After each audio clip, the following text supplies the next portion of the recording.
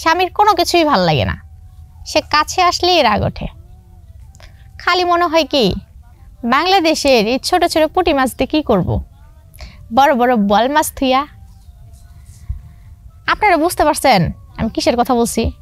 না বুঝলে তো নাই, তবে বোঝানোর চেষ্টা করি। তো অনেক ঘুরে মেরে দেখলাম, বাংলাদেশটা চলবে না আমার জন্য। আপনারা ভাইবেন না ছোটো মরিচ হলেও ঝাল বেশি, তাই বাংলাদেশে একদমই ভাল লাগে না। তো আবারও ভিসা লাগাইছি প্রবাসে যাওয়ার জন্য।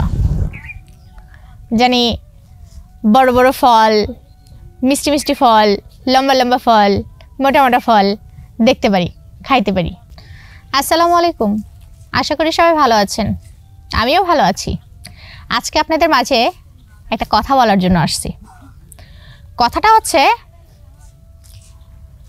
যখন মানুষ বেশি খাবার খাইয়ে ফেলায় তখন কিন্তু কম খাবার ভালো লাগে না।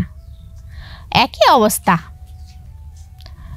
যখন আফ্রিকার জঙ্গলে বড় বড় ফল খেয়ে আসে, বাংলাদেশের ছোট ছোট ফল আর ভালো লাগে না।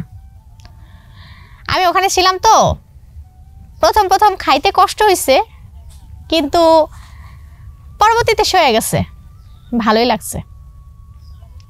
তো দেশে ফিরলাম, দেশে ফেরার পরে আমার স্বামীর সংসার ভালো লাগে না, স্বামীকে দেখতে মন চায় না, স্বামীর কোনো কিছুই ভালো লাগে না, সে কাছে আসলেই রাগ ওঠে।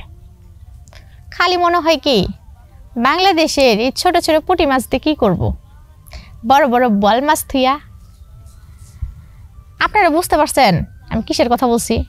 না বুঝলে তো নাই, তবে বোঝানোর চেষ্টা করি।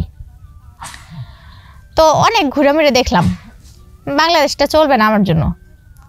আপনারা ভাইবেন না ছোটো মরিচ হলেও ঝাল বেশি, তাই বাংলাদেশে একদমই ভাল লাগে না। তো আবারও ভিসা লাগাইছি প্রবাসে যাওয়ার জন্য।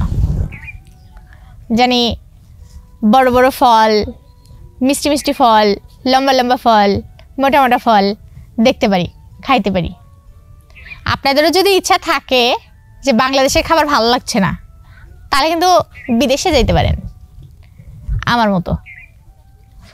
কিন্তু ঘরের জামাই যারা থুয়ে হাজারটা খাবারের কাছে যান, যে না ঘরের খাবার ভালো লাগে না, বাহিরের খাবারের কাছে যাব, লাভটা কি? তাহলে আপনারা প্রবাসেই যান। প্রবাসে গেলে একটাই ফল খাবেন, হাজারটা ফল খুঁজতে হবে না, একটা ফলই মোটা তাজা লম্বা, ওইটা দিয়ে আপনার জীবন চলবে ভালো। হাজার পুরুষের কাছে যাইতে হবে না, মানুষের কাছে কালারিংও হইতে হবে না। আশা করি বুঝতে পারছেন। এইটা করলে আপনার জন্য উত্তম হবে। আমি ভালো একটা পরামর্শ দিলাম, কাজে নিয়ে দেখেন। যেহেতু আপনার বেশি বেশি ফল খাওয়া দরকার, শুধু শুধু চরিত্রহীনা হওয়ার দরকারটা কি, তাই না? আপুরা খালাম্মারাও আছেন এর ভিতরে, আপনারা একটু ভাইবা চিন্তা দেখেন। শুধু শুধু বাংলাদেশে অবুঝ ছেলেদের খাবারগুলো নষ্ট করে দিয়েন না। ভালো থাকেন, সুস্থ থাকেন।